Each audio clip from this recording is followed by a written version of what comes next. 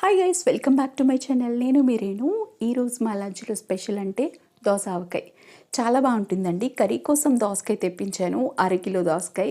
పచ్చిగా చాలా బాగుండింది. ఇంక వెంటనే చూసి ఆవకాయ పట్టేశాను. నాకు చాలా ఇష్టం ఈ ఆవకాయ పచ్చడి. చూడండి, కొంచెం ఉప్పు సరిపోలేదని ఉప్పు కలిపేశాను.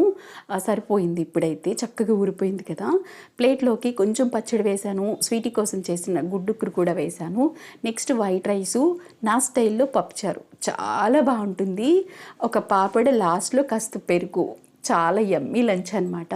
నాకు వెజిటేబుల్స్ పచ్చళ్ళు అంటే చాలా ఇష్టం అండి. కొన్ని పచ్చళ్ళు చాలా బాగుంటాయి, అప్పటికప్పుడు చేసుకుంటాము. 10 or 15 డేస్ చాలా బాగుంటుంది. ఆ స్పైసీగా, కమ్మగా, టేస్టీగా. అలాంటి పచ్చళ్ళు కొన్ని, కాకరకాయ పచ్చడి, ఇలాగా క్యారెట్ పచ్చడి, దోసకాయ పచ్చడి, దొండకాయ పచ్చడి, ఇలాంటి కొన్ని పచ్చళ్ళు చాలా బాగుంటాయి అప్పటికప్పుడు చేసుకుని తినడానికి. ఆ వీడియో నచ్చిందా? ప్లీజ్